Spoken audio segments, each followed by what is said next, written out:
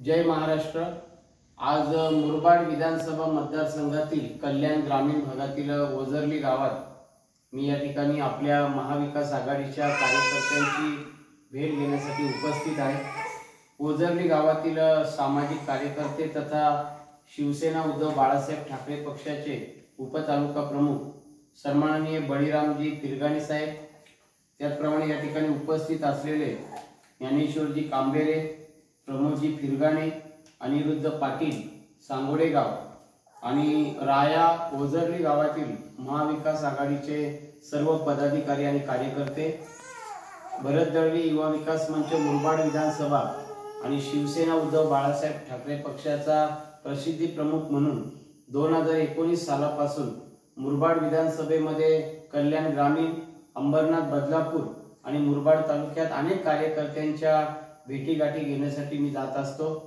गेल्या वेळेला कल्याण ग्रामीणची जेवढी गाव आहेत ते प्रत्येक गाव पिंजून काढलं, परंतु ओझरली गावाला येण्यासाठी योग काही मिळत नव्हता आणि सातत्याने या ठिकाणी बळीरामजी फिरगाणे साहेबांशी माझा संपर्क सुरू होता। आज मात्र ओझरली गावाला आपण जाऊन येऊ, आपल्या कार्यकर्त्यांची भेट घेऊ म्हणून या ठिकाणी त्यांच्या गावाला उपस्थित आहे। लोकसभेचं इलेक्शन असेल, मुरबाड विधानसभेचं इलेक्शन असेल, जिल्हा परिषद, पंचायत समिती, प्रत्येक निवडणुकांमध्ये बळीरामजी फिरगाणे आणि त्यांचे सगळे कार्यकर्ते प्रामाणिकपणाने काम करत असतात, मेहनत घेत असतात आणि आपला उमेदवार कसा निवडून येईल यासाठी प्रयत्न करत असतात। बाळामामा म्हात्रे यांना निवडून आणण्यासाठी सुद्धा या कार्यकर्त्यांनी अत्यंत अथक परिश्रम घेतले।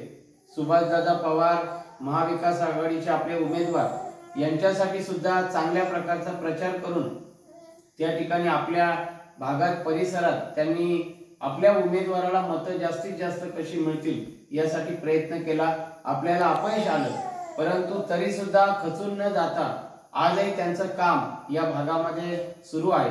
खरं तर हा गोडसाई जिल्हा परिषद गट आहे आणि राया गण आहे, त्यामुळे या भागामध्ये आपल्या महाविकास आघाडीला भविष्यामध्ये फार मोठी संधी आहे आणि त्यामुळे कार्यकर्त्यांनी एकत्र येऊन चांगल्या प्रकारचं काम करावं आणि भविष्यामध्ये भरत दळवी युवा विकास मंच मुरबाड विधानसभा आणि मी स्वतः शिवसेना उद्धव बाळासाहेब ठाकरे पक्षाचा प्रसिद्धी प्रमुख म्हणून आपला उमेदवार कसा निवडून येईल यासाठी त्या ठिकाणी आपण काम करणार आहोत, नियोजन करणार आहोत।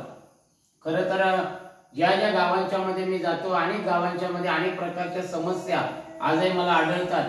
आताच मगाशी चौरे गावातील एका व्यक्तीला मीटर लवकर मिळावा म्हणून तात्काळ महावितरण कंपनीला फोन केला आणि अशी छोटी मोठी कामं त्या ठिकाणी मी पत्रकार जरी असलो तरी जनसेवेची आवड असल्यामुळे आपल्या माणसांचं काम झालं पाहिजे म्हणून सातत्याने प्रशासनाशी आपला संपर्क असतो।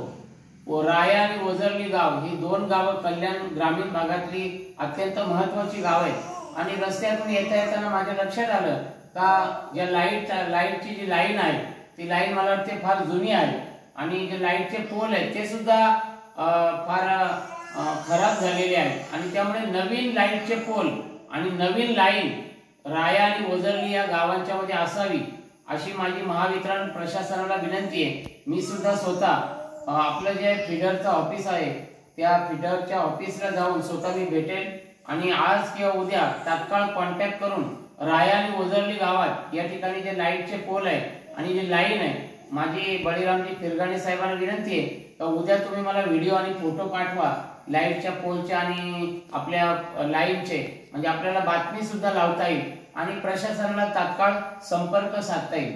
खरं तर ही समस्या सोडवण्यासाठी सुद्धा आपण प्रयत्न करणार आहोत।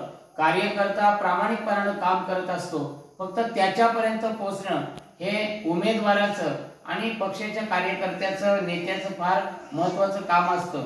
आज बळीरामजी फिरगाणे साहेब आणि त्यांच्या कार्यकर्त्यांची भेट झाली, खूप आनंद वाटला, कारण एक माणूस फार महत्त्वाचा आहे आणि आपल्या कार्यकर्त्यांच्या पर्यंत जाणं हे आपले आद्य कर्तव्य आहे आणि म्हणून आज या ठिकाणी बळीरामजी फिरगाणे साहेब यांच्या घरी मी या ठिकाणी उपस्थित आहे। मागच्या आठवड्यामध्ये सुद्धा राया गावाला मी भेट दिली होती आणि आज ओझरली गावामध्ये या ठिकाणी गाव संपर्क अभियानाच्या माध्यमातून या ठिकाणी उपस्थित आहे।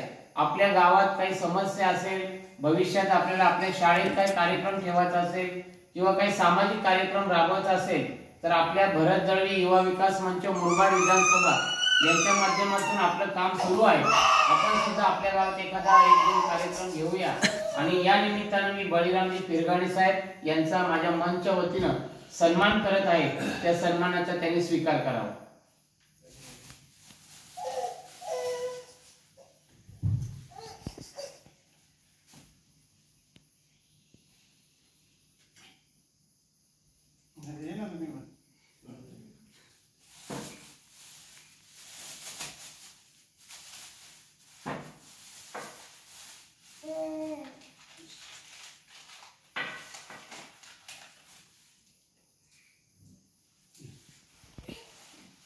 गणपती बाप्पाची एक छोटी मूर्ती या ठिकाणी त्यांना भेट देत आहे.